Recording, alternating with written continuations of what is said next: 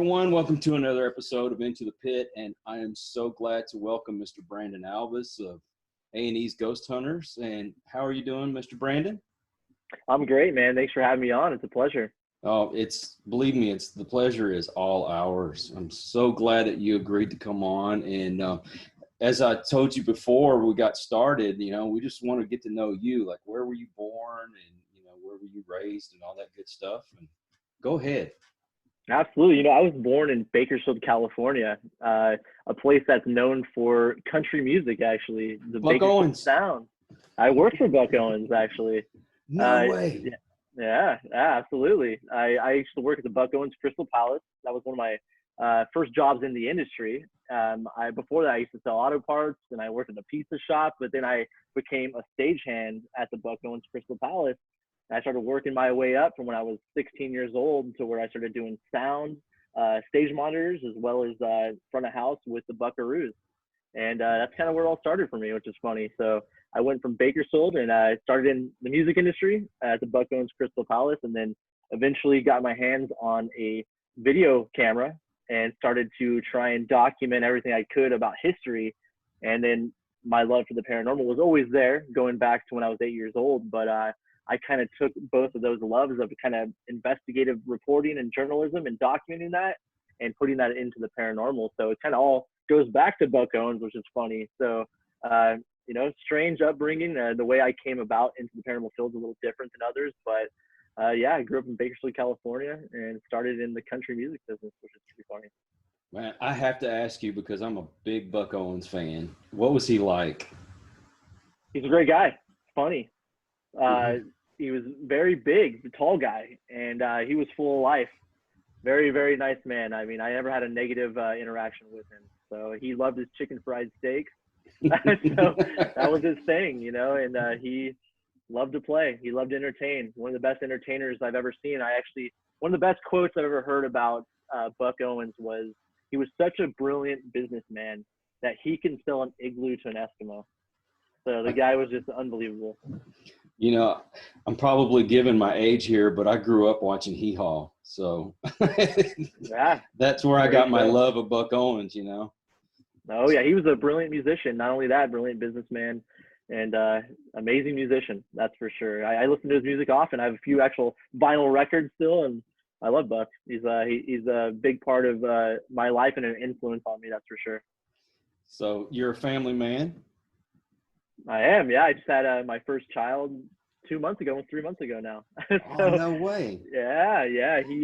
He's here now and he's doing his thing. He's over here sleeping, so I'm sure he'll be quiet through this whole thing, hopefully. But he's new to the world, but he's doing really well. Okay, I'm telling my age again, but I just had a grandkid 2 months ago. So nice, awesome, man. So, how long you been married, if you don't mind me asking? Not married. I've been with my fiance for about almost 4 years now, going on 4 years. So It's great. Love it, man. She's a great person and a great mother and a joy to be around. So during this whole quarantine and coronavirus thing, we're doing pretty well. We're not at each other's throats, so we're good. So what does she think about all this? She loves it, man. She's a huge fan of the show and has kind of seen the progression of my research over the years. I've been doing this since 2006, actively in the field. Mm-hmm. And I founded an organization called American Paranormal Research Association in 2006. And have been very fortunate and lucky enough to work with medical doctors, scientists, engineers that really helped me remain grounded in scientific principle and trying to incorporate scientific instruments and scientific ideology into our investigations. And she's been around for a number of years and has seen where I was able to take the way I investigated with my organization and kind of implement that now into ghost hunters. So it's pretty cool. It's a pretty cool progression. What's really cool about that is you're using actual scientific equipment, because there's so many people out there that are so skeptic of what we do. And here you have equipment that can't be refuted. Right, exactly. That's huge for us. I've been doing this since 2006, and I've been lucky enough to work with a man named Dr. Harry Clore for about 10 years now. He's the only person in history to receive 2 PhDs simultaneously. and he has those in physics and chemistry. And he's always been there for me to reach out and say, hey, look, I'm trying to document a possible existence of life after death. How would I do this from your point of view? How would I do this scientifically? And he's not only given me a lot of guidance, but he's provided me a lot of equipment over the years and theory to go out there and say, hey, let's step out of the shadow of pseudoscience. Let's try and be taken more seriously, because there's a lot of people out there that believe, and they believe they have evidence that ghosts exist and that there is a life after death. And the next step is to take that and have science prove it. And a lot of people really kind of get upset about the idea of science getting involved in the paranormal, but it's not the big bad wolf. Science isn't there to say it's not real. We're there to try and take what some think they already know and prove that through scientific methodology and consulting these scientists and professionals and going that step further to be taken not only seriously by the public, but the scientific community as well. See, that's fascinating to me because, like I said, there's so many skeptics out there, and here you have very technical pieces of equipment that you can't go back and say, okay, this is, you faked it. You know Exactly. what I'm saying? Exactly. Yeah, absolutely. And that's the beauty of the new season of Ghost Hunters is I reached out to these professionals, scientists and engineers that I've known for many years. And I said, I wanted to really step up the game. I wanted to go even further. And luckily having the platform of Ghost Hunters and working with A&E and Pilgrim Films, I have more access to that type of equipment now and a platform to do that.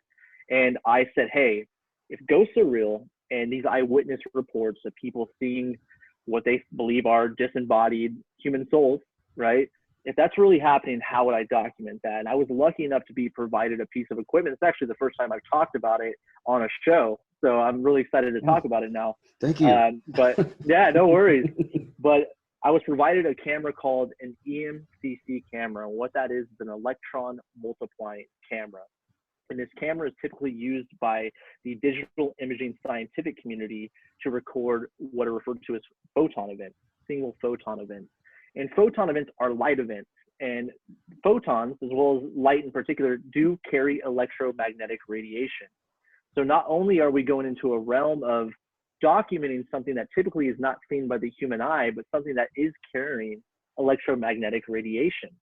And there are certain people out there that have extra proteins within their eyes that can see these photon events with their own eyes. So the question was, if entities are manifesting, is it in the form of photons? And is it, because it's a photon and it does retain electromagnetic radiation, is that why we have EMF spikes? Is that why people have these sensations of feeling like they're being watched, or they're having almost panic attacks even at times? Because if there is a manifestation and these entities are manifesting via photons, there's radiation associated with that, electromagnetic radiation. And that camera was provided to me, and we took it out in the field and we captured some of the most amazing evidence in my 16 years of research that everyone's going to see on the new season of Ghost Hunters. So I'm really excited about that. Huge breakthrough, huge. Well, you've piqued my interest, and you've actually brought some new questions to my mind because knowing people with abilities, do you think that's part of why they have their abilities is because of these proteins and things? It's very possible. Now we're opening up a larger question, right? Something we haven't talked about before in this field. We're going beyond SLS cameras and spirit boxes and things of that nature. Now we're opening it up to scientific scrutiny and phenomena that we know is within the scientific realm and in the universe. But is that how these entities are manifesting? Is that why this is happening? And we're collecting some pretty significant data to say that that may be a possibility. And we've had it looked at by professionals, and no one has an explanation yet. And I can't wait for people to see it. But now this breakthrough is giving us something to look at, something to study, right? Not only if we're able to document photon events in the form of what people may think is manifestation, and that can be associated with what ghosts are. But like you said, if people have abilities and they have this extra sense, is there an explanation for it? Not to say it doesn't exist, but this is why it's happening. So it's exciting. I'm excited, and I just can't say enough about it. Very excited. Wow, it's like you've opened up a whole new branch of science here. That's what we're trying to do. That's what we're trying to do, you know, and now we're collecting this significant data and providing this not only to the public, but the scientific community. Now the big question is, what is it? Why is it happening? At this point, we don't know why. It's so that would be considered paranormal, right? Above normal. Well, exactly. So we have to keep looking into it. We have to keep trying to document it, getting data, analyzing that data and comparing it. And it's exciting. Are we going to be knowing you as Professor Brandon Alvis in the future? You never know. You never know. But I'm just excited to do this, you know, in the field. You know, I've had a love for the paranormal for many years. You know, in 1995, I lost my oldest brother to cancer, and in '04, I lost another brother to suicide. So that's where my interest in the paranormal began. It wasn't an experience I had. It wasn't because I lived in a haunted location or anything like that. I was just always very interested in the possibility of life after death, right? And I started to think and I started to read everything I could get my hands on associated with that, you know, from psychic phenomena, telekinetic to scientific, you know, and I started to look at it and I always lived by Einstein's theory that energy is neither created nor destroyed. And Exactly. our bodies are made up of energy. We're firing off neurons right now, just our basic motor skills, everything is. So when that body dies, where does that energy go, and does it retain consciousness? That's really my big question. And now implementing this scientific equipment, trying to record photon events, thinking about the idea of there being electromagnetic radiation associated with that. Is there something to that? I think there might be, and I think that we have some really great evidence to say that it does. Well, we've had all this technical talk right now, but what does Brandon like to do when he's not ghost hunting and doing all this scientific stuff? You know, when I'm not investigating the paranormal, I'm very much about, you know, making film, documentaries, talking about history. I've been a filmmaker for a number of years.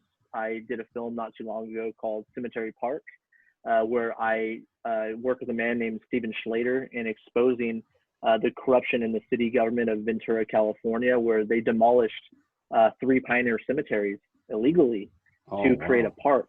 And so I love to make film. I love to talk about history. And that's something I love to do, is to try and bridge the gap between the modern audience and history, you know, try and bring information to light, research, and try and inform people and educate the public. That's what I love to do. Love it. So you sound like me. Since I was a kid, that's all I really loved was history, besides my art. But, you know, history was like a big part of my life. And, you know, I love reading on history and things like that. I've got to know what came before this, you know? So that's, same here. I'm the same way. And by the way, I must say, I really like your shirt, because that's where I spent my honeymoon. No way. Are you serious? Yeah. That's awesome. I love Mansfield, man. It's awesome. I actually got to go with and investigate with Dustin and Samantha, and let's see, Amy Allen was there, and Steve and Dave were there. Awesome. That's what a great experience, right? I know. I love that location. One of my favorites. Yeah, people say, where'd you go on your honeymoon? Like to Ohio, and they're like, Ohio? What? Yeah, you know where they filmed Shawshank Redemption? Yeah. Oh, that's it. Oh yeah, absolutely. So you guys cut up a lot when you're not on the camera? What's that? I said, do y'all cut up a lot when you're not on camera? Yeah, we hang out. You know, it's fun. It's cool. We enjoy each other. We're lucky to have a really great crew and a team. We're very lucky. And see, Daryl's already told on y'all, so you can't hide nothing from me. All right. That's right. So who's the best pool player out of y'all? Ooh, Rochelle. Really? Yeah, she kicked all of her asses, man. She's a shark too. She acted like she wasn't very good at first, and then she just started knocking them down. All of us. It was great. Oh, she was hiding from you. That's what it was. Yeah. How much money did you lose? I didn't lose any, luckily. I let Mustafa pay for it all.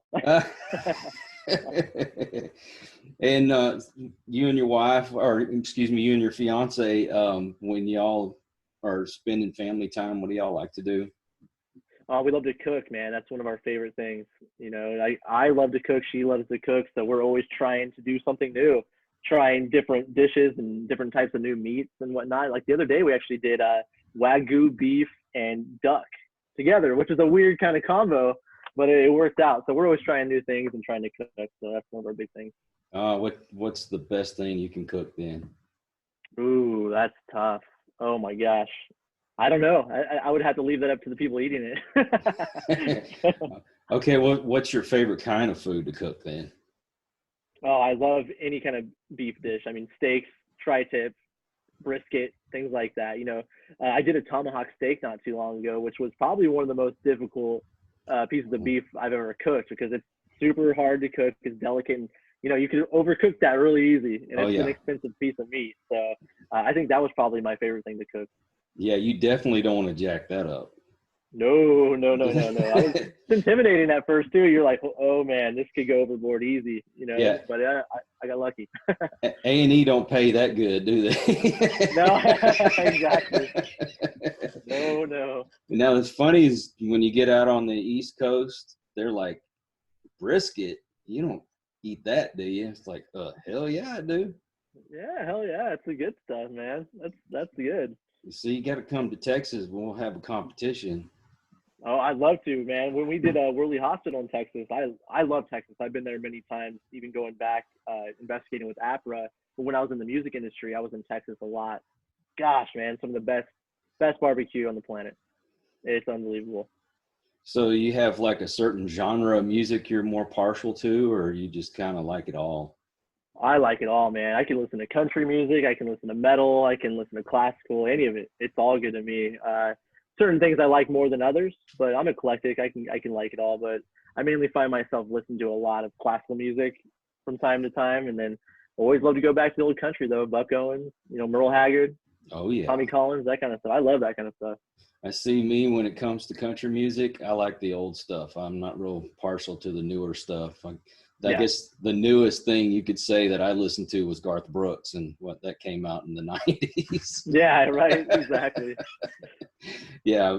The old Hank Williams and Hank Williams Jr., Buck Owens, because Buck's always been my favorite, not just because, you worked for him, but seriously, he's always been my favorite. Man, I could probably think of 100. Oh, Tennessee Ernie Ford. That's another one of my. He's another one of my favorites. But yeah, and of course, I'm a metalhead because I was a teenager in the '80s. So Oh yeah, same here. I was in metal bands for many years. I was in a few signed metal bands over the years. That was my thing for a long time. So I still enjoy it. I still play every once in a while, not as often as I used to. But yeah, I love metal too. It's one of my favorites. What do you play? I play guitar, bass, drums, piano. I can play a little bit of everything. Oh, sweet. Now, see, I need bass lessons for sure. Oh yeah, that was my favorite. That was my favorite instrument for many years. It's actually the instrument I started on was bass. So the rhythm section's always in my heart, man. If you don't have a rhythm section, you don't have a band. So. Okay, favorite bass player. Ooh, probably Justin Chancellor from Tool. Really? Okay. Oh, yeah. John Entwistle for me, man. Oh yeah. That dude. Can't go wrong there. I tell you what, you see his fingers fly across that bass, and you think, God, he was doing what he was doing back in the early '60s. Right. And he was a big influence on people nowadays. Oh yeah, Geddy Lee, can't go wrong with Geddy.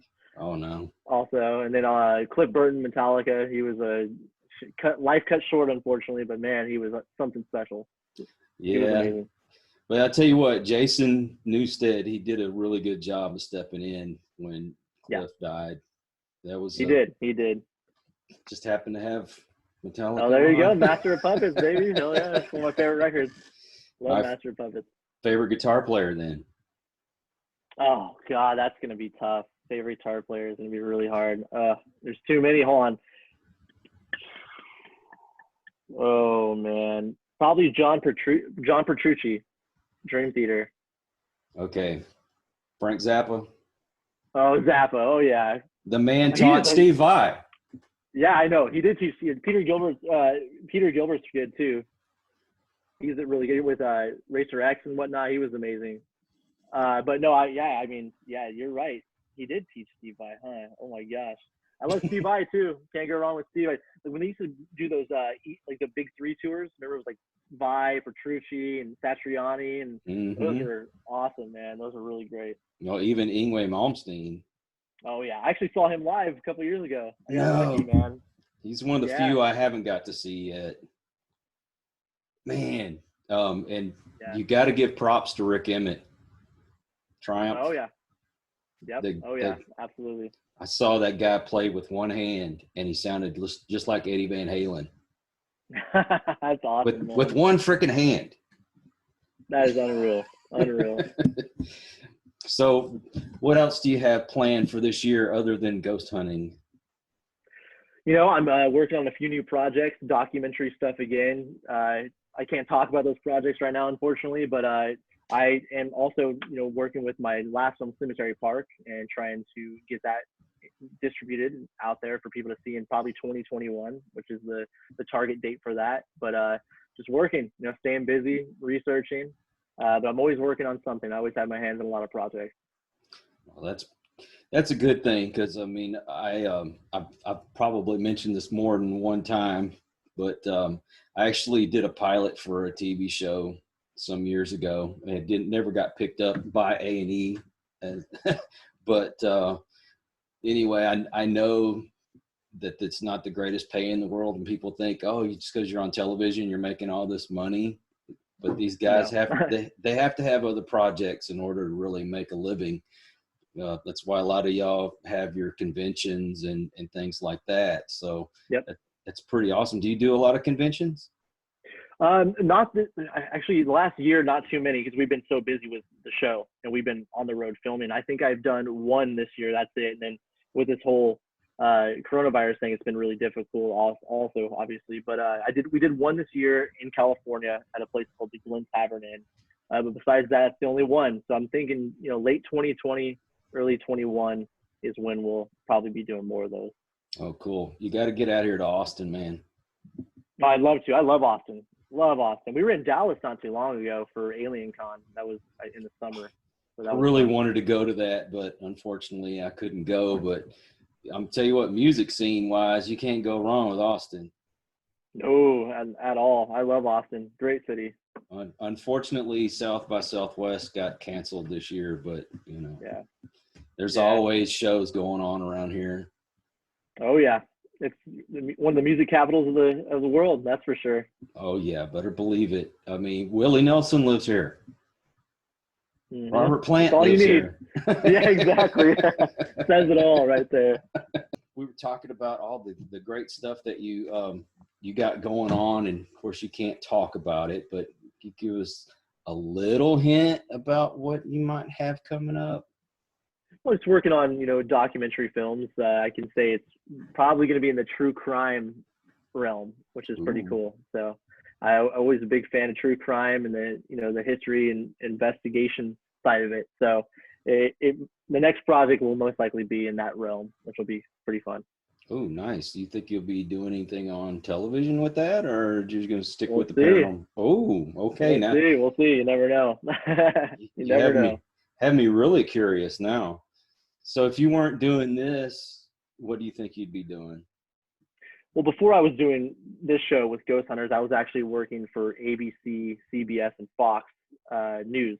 I was a creative services producer, promotions producer, and worked in that business for about 5 years prior to jumping and going on to Ghost Hunters. So always been part of the investigative journalism side of things, the breaking information and breaking that down and providing it to the public. So I've always been in the film aspect, you know, and the TV side of things. So that's always been something that's very important to me and a great creative outlet and something I'm very passionate about. So I would probably still be doing that if I wasn't doing Ghost Hunters, but now with doing this show, it's opening doors for me. And going forward, I'd like to, you know, do bigger projects and really bring history to light and, you know, try and, you know, educate the public in some way. So realistically, you could be working for Disney right now. Yeah, technically we do, because A&E is 50-50 owned by Disney. So. Oh, really? See, I didn't know that. I knew that they have the National Geographic channel, and I Hmm. forgot what else, but I didn't realize that A&E was part of that. Yeah. They're 50% owned by Disney, 50% owned by Hearst, which is two of the oldest companies in the country when it comes to media. So that's pretty interesting. Well, it won't be long that the whole country will be run by Disney anyway. Yeah, exactly. So yeah, we happen to get Disney Plus, Hmm. and oh my God, that's probably about all we ever watch, because they got the Marvel and Star Wars and all that stuff on there. It's like my Oh whole yeah. childhood is converged in one company. Oh yeah. It's a great streaming service, that's for sure. Very smart of them to do that. Great platform. So are you a movie guy? Oh yeah, love films. My favorite director is Kubrick, Stanley Kubrick. I'm a huge fan of the psychological aspect of movies like that. Love the Coen brothers. Oh So yeah, yeah, I'm a movie buff as well. Clockwork Orange. Love it, love it, Oh yeah, love it. probably Malcolm McDowell's best movie ever, I think. Oh yeah, for sure. I mean, it's a masterpiece. No way When around it. you see so many like musicians and other people, they take part of that movie and incorporate it in either videos or music. I mean, Rob Zombie is a big example of that. Oh Um, yeah, I mean, are you absolutely. if you've kept up with Rob Zombie's music and stuff? He did what was that? Oh gosh, I can't think of the name of the song right now, but uh, he actually did a video where he was all dressed up just like Malcolm McDowell's character. It's like, oh Right, yeah. I wonder how many people get that reference. right. Seriously, the other thing I love about Kubrick is a majority of the time before he ever even made a film, he would choose his music and would kind of shoot around the music composition, which always made his film so amazing. You know what I Oh mean? It yeah. just really tied it in and gives that emotional aspect to it. And a lot of times with filmmaking, people always talk about, compositions and shots and how it creates emotion, but man, the music's a huge part of that as well. You can really swing someone's opinion with, a few notes. I love that. Oh yeah. Well, when you got, like I said, the film Clockwork Orange, there was a lot of classical music incorporated in that movie from Beethoven especially, and Hmm. of course his war films and things like that. They all Oh had yeah. great classical scores to it, and Oh yeah. you had guys like George Lucas that was coming up that took a lot of that from that part of film history.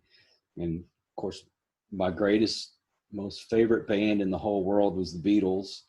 And Oh they yeah. had so much classical music incorporated in their music as well, even though it was their own, but still, that something about those instruments, man. I said I could sit here and talk music with you all day. All Oh yeah. Same here. I love music. Huge right. part of my life. Huge part. I actually released my last record was in 2016. I did an EP. So that was the last one I've done. That was the last thing I released, and I've kind of taken a break from music for a while. But I did a EP called 2 Years of Black, and I released that through Virtuous Records, and that's actually out there and available on YouTube and stuff. Is out there for free, Spotify, Pandora, all that stuff. So yeah, so it's been a while since I've written anything new, but that particular EP I did was all like movie score esque. I really went into kind of classical composition and going into uh, some ambient tones, but with also orchestra and instruments like that. So that was a fun record to do. You ever wonder what it'd been like if you had just been a famous musician and not doing what you're doing now? Oh, that's crazy to think about. I was on the road for a long time and with bands and touring. I mean, we weren't a widely popular band, but we opened up for some really popular bands over the years, and so I kind of got a taste for the road life through that before Oh I did wow. TV. So it's kind of similar in a lot of ways. You know what I mean? Where you're on the road, tight schedules, deadlines, and getting to the next place and making sure you get the show done. So it's Oh yeah. very similar in a lot of ways. Very similar. Well, my cousin had a band back in the 80s, and about the late 80s, early 90s, I believe he had opened up for the Outfield, which was probably the biggest thing he had done. But to me, he was like one of the greatest guitar players I'd ever heard. Of course, I was a little biased being he's my cousin, but Right. you know, he went from having an album and all that kind of stuff to now he works in the medical field, but he seems pretty content with what he's doing. So, Sure. you know, I mean, I'm not belittling, you know, what you do. I'm kind of looking forward to hearing your music. As a matter of fact, I didn't even know you were a musician till today. Oh yeah. Once a musician, always a musician. You know, as you're once you're in it, you're in it. You know, it's always a piece of you that that creative outlet's always there. And I've always been of the sense like I don't like to sit down and force my writing. It kind of comes to you. It comes to me at least, and in a way that I think it's through life experience, certain things, trials and tribulations, and certain aspects of your life. I always felt that that's when the music comes out. If that makes sense. Oh, well, of course. Yeah. Like I say, I've been an artist all my life, and there's times where I'll go a long time before I ever put anything on paper or on canvas or anything. And once that inspiration hits, it's almost like you can't stop. Yeah, something else takes you over almost. You know. It really does. Yeah, yeah. I always love that about Wolfgang Amadeus Mozart. He always talked about that, how sometimes like he wouldn't even remember writing certain pieces that he would just flow through him in some way. And it feels like that. I think for a lot of creative people out there, no matter what your medium is. Oh yeah, I'll go back and look at stuff I did 20 years ago, and I'm like, wow, what the hell was I thinking at that time? Yeah, serious. Because you lose yourself, you honestly do, and that's the best part about art in itself, whether it's music or painting or drawing or whatever it is. You know, you can escape the trials of this world, and your emotions come out, you know, and you can tell when somebody really puts their emotions into something, or if it's just I did it just to be doing it. Right, exactly. So yeah, I'm looking forward to. Okay, I'm gonna write that down right now before I forget. What's the name of it? Perfect. 2 Years of Black. 2 Years of Black. Yeah, and it's just under my name, Brandon Alvis. So it's on YouTube, Spotify, all that stuff. It's all out there. So I mean, even if you just go to Google and just type it in, it'll pop up there. So yeah, I was jamming to some Spotify before we had our interview, and you know, Nice. I like to put on where they recommend certain music by what you listen to all the time. Mm-hmm. So, you know, I'm listening to a little bit of Pink Floyd, and I got Triumph on there. I got Nazareth on there. Frank Zappa pops up on there. Oh yeah. It's like, okay, now I'm going to have Brandon Alvis on my list. Yeah, it's all instrumental. It's all instrumental and very movie score-esque. So it was a fun one to make. I enjoyed it. See, that's me. I love the instrumentals. I enjoy the music for the music, and you know, there's some songs that the words are very powerful, but the music itself, you know, we were talking about Rick Emmett earlier when he plays his instrumentals, and you hear that guitar and how much he puts into it. And Steve Vai, the same thing, you know. Oh yeah. You know, it brings out emotions in you. That helps me to paint sometimes. Oh yeah, so, absolutely. Yeah, some of my favorite music out there is instrumental, so I love it. Okay, if you had to pick a favorite instrumental, what would it be? The Requiem from Wolfgang Amadeus Mozart. Oh, good choice. Good choice. He's a huge influence on me, and it's funny because I didn't really get into classical music until I was probably in my 20s, and once I got into it, I fell right into it, and I just kind of immersed myself in the idea of how much more difficult it was to create composition back then. That's just unreal to think that these guys were writing for so many instruments like that, and to not even hear it, just to write it on paper and maybe play around on a piano to come up with different melodies and motifs and whatnot. But then all of that to come together and with a large orchestra, to me was just mind blowing, and something I always try to immerse myself in, to think, hey, look, if they could do this back in the 1700s, 1800s, how, you know, I can push myself to write a little better, if that makes sense. Oh yeah, definitely does. So I had a question that I was fixing to ask you, and then we got off on that and I forgot. But I do remember something, and we'll get back on the paranormal for a second. Because, you know, when y'all first came on board with the new Ghost Hunters, Did you find that the fans were like accepting right away, or do you feel like maybe it took a little bit before they kind of warmed up to y'all? Yeah, it took a little while. It took a while because I mean it's such an established show. Like you said earlier, it's the show that started it all. I mean, Ghost Mm-hmm. Hunters created the phenomena that we have now with all of these thousands and thousands of paranormal groups throughout the country. I mean, throughout the world, really, you know. And to think that it was such an established show, the name, the name recognition of Ghost Hunters, thinking of Taps, Jason and Grant, all of this, it was tough. But once people started to kind of settle in and watch how we conducted ourselves, that really helped. And I think now going into this new season, it's going to be even more comfortable for people because now you're seeing that, we're not Taps. Taps was amazing. The methodology of Taps created it all, just like we talked about. And that's Mm-hmm. why you had that original Ghost Hunters show and that original Ghost Hunters format, because that's the way Taps conducted business. That's how they did their investigations. That was their protocol, their methodology. But now it's different. It's not the same show. It's got the same name, but it's a new team and we do things a little differently. New technology, advancements. So we're doing things differently than the way TAPS did their investigations. That's because TAPS was their own organization and now we're our own team. So it's a bit different now. So I think people have kind of settled in. They're seeing that we do things differently, but similar. We're very like-minded in a lot of ways. We're Right. very logical. We don't jump to conclusions. We're always looking for a natural explanation. And I think that really helps people understand, where we're coming from. And I think it's going to really help with this new season. Well, this is your interview. It's supposed to be all about you, but I'm going to ask you a question about Grant. Okay, yeah, no problem. Okay, so is Grant like one of those real hard ass kind of guys, or was he more like bring you up under my wing kind of people?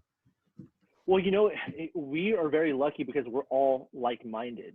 So Mm-hmm. there never really was an instance with Grant where he had to say, "Hey, look, that's not how you do things." We are all very like-minded and very similar in our mindset. So we never had any occurrences like that, luckily. But there are times where he does have more experience than us. He's been doing this for over 30 years and conducted way more investigations than we've conducted.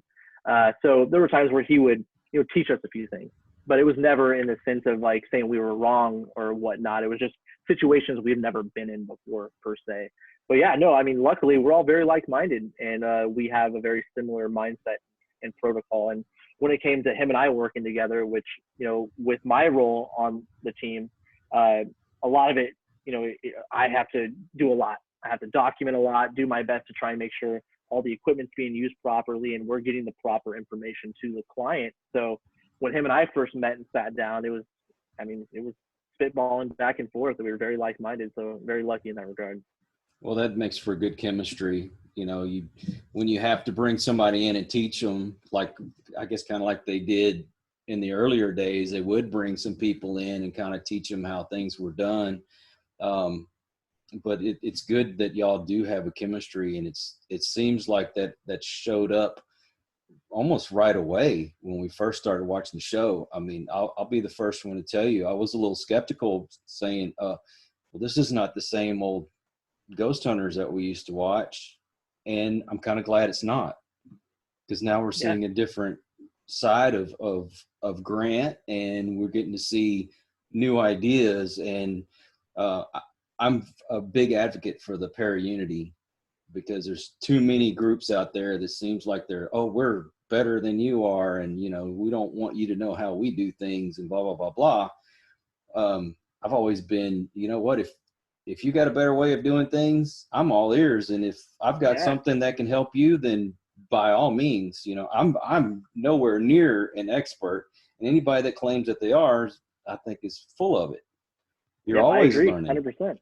I Yeah, mean, and if someone has information that can be provided and to help the field, that's what we want, and that's what para-unity is, in my opinion. I think you hit the nail right on the head. It's not about knowing more than somebody. There's no experts in this field. I think one day we can get there if we do learn enough and we do have enough technology. There will be experts one day, but right now we're not there in any way, shape, or form.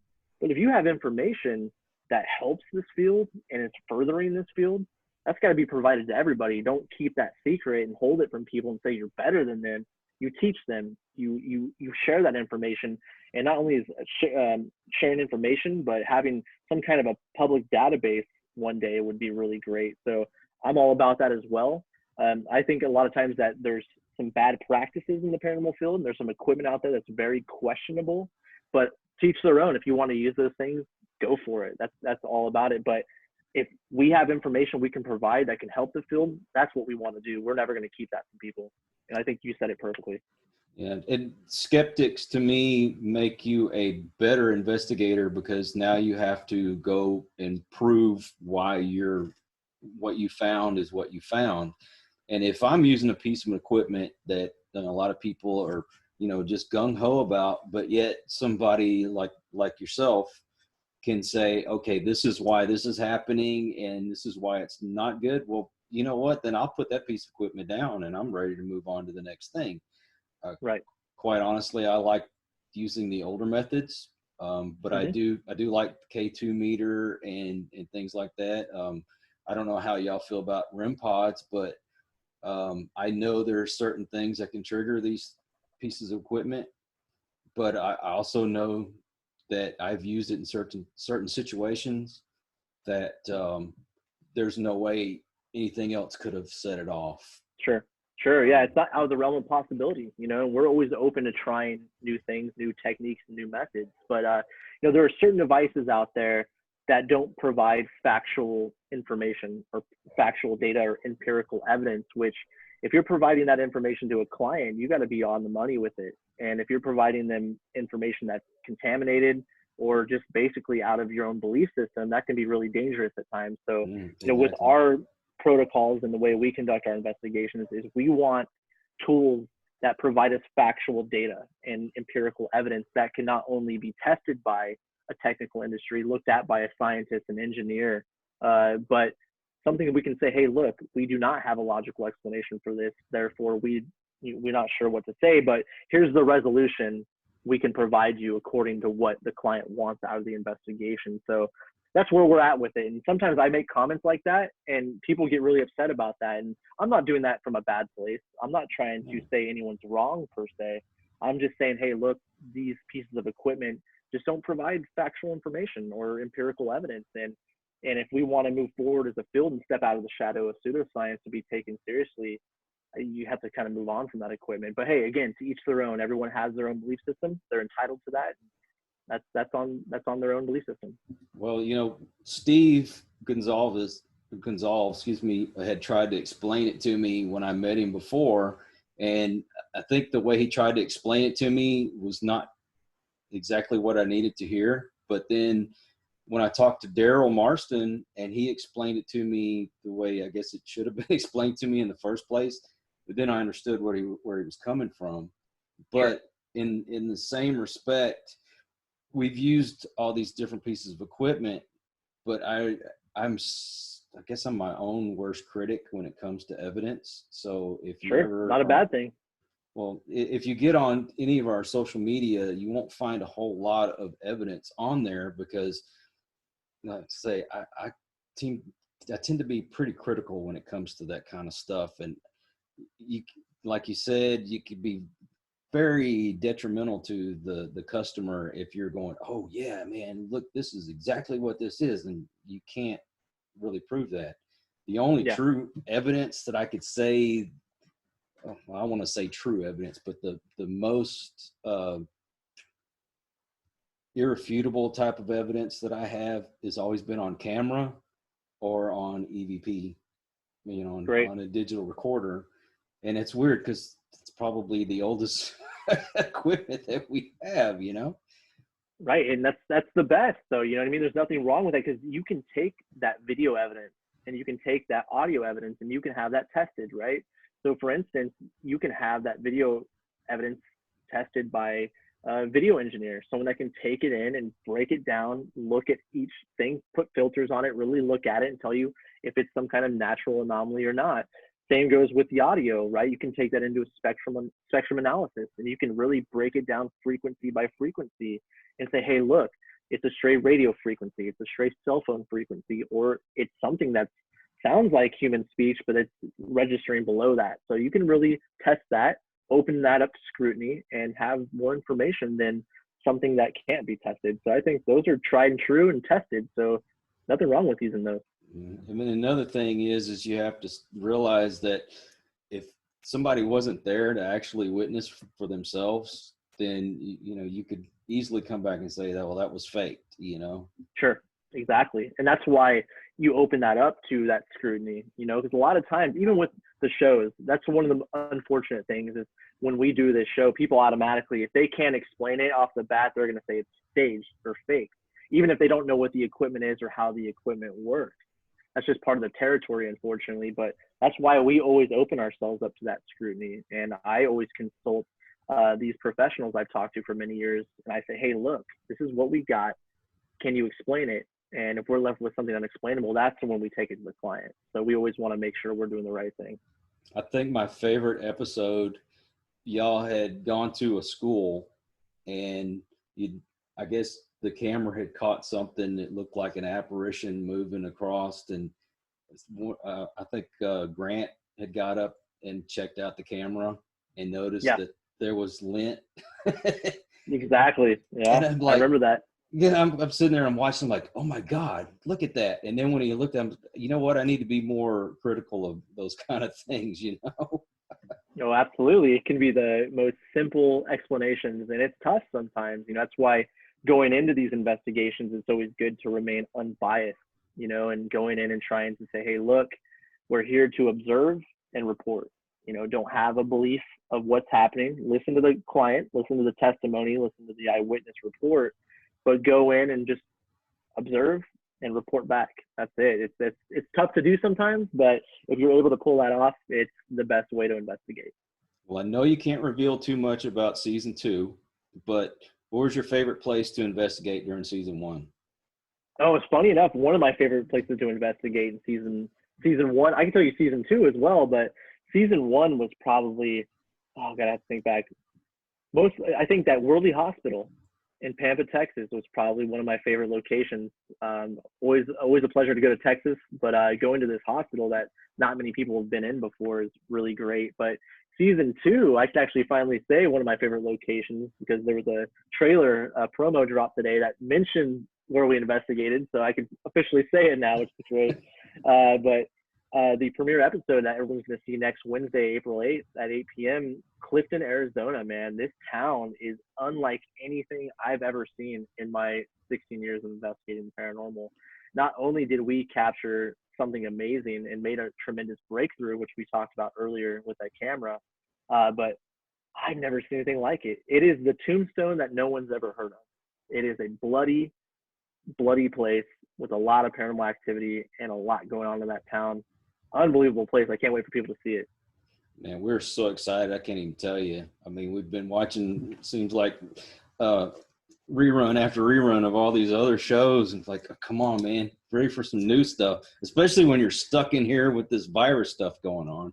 Oh, yeah. It's perfect timing. I don't mean that in a bad way, but I mean, it's something for everyone to look forward to. It's so hard right now. You know, everyone's staying home and staying safe, hopefully, but this is going to be something new, something fresh, and a big difference between what we've been seeing in the paranormal field. It's going to be really, really exciting.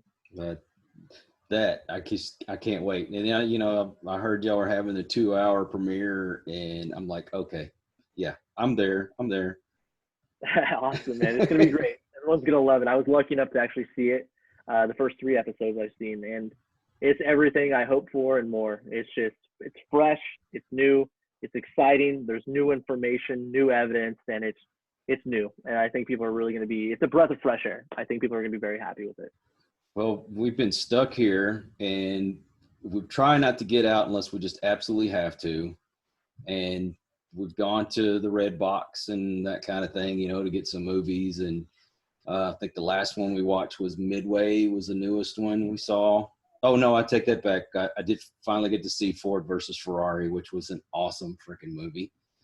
And my daughter and I went to Walmart to go pick up a couple of things yesterday, and she's like, I got to have the Star Wars because it just came out.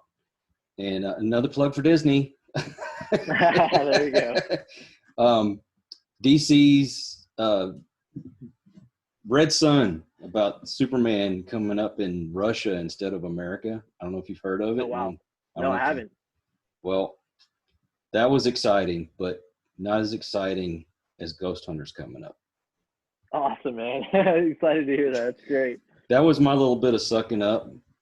Well, we appreciate it. No, it's gonna be worth it. I'll tell you, it'll be worth it. You're gonna love it. I'm very critical, like you said. You're very critical, of your evidence. So like, I'm very critical as well. I mean, it's tough. I initially never wanted to be on paranormal television. I've been involved in the field for many years, and something I love and enjoy. My goal was never to be on TV. That's not what I wanted to do. And when I was approached about doing this show, I initially really wasn't interested at first. And it took a bit of talking and really understanding that they just wanted myself and the team to go out and do it, just go investigate. And that's when I was like, you know what, let's give it a shot. And it's really come to fruition here in season 2. I cannot wait for people to see it. I'm just over the moon. Well, I for one have to say that I'm glad that you're part of the team, and your technical expertise and everything that you've got to tell me on this show it's been a breath of fresh air, to say the least. So I appreciate that. I really, really Thank do. You. And I appreciate it. We love what we do, so I hope that shines through. Well, we can tell. Like I say, kiss ass. Be sure to pass it on to Grant, how much I've been kissing your ass for this show. No. You got to have fun, man. When you're doing these kind of things, you got to have fun. You got to be able to laugh. That's right. You know what I mean? That can't always be serious all the time. That's right. And it can't be serious all the time. It can't be dark all the time either, which you know how that goes with certain shows. But oh yeah, you got to have that lighter side of life, especially with everything that's going on in the world nowadays.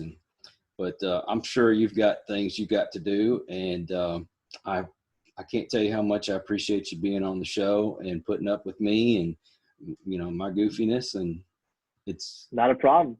It was a great conversation. It was a nice interview to be able to talk about other things besides the paranormal, because it's all connected in the same way. So, different walks of life for different people, and but we all have a common goal with investigating the paranormal and finding answers. So it was a great interview. I appreciate you having me on. Well, I can't tell you how much I appreciate that as well. So you're more than welcome to come back at any time, and anytime y'all want to talk about the show or anything that's coming up. You need a live show to talk. Hey, I'm here for you. Awesome, man. I appreciate it. Thank you. All right. So I want to say thank you to everyone that joined us, and I hope you continue to support us. And we've got lots of great guests that are still to come. I don't know if we're going to get any bigger than Brandon, though. I mean, come on. Thanks, man. Really appreciate it. Thank you. Oh, and I understand you also have a group on Facebook.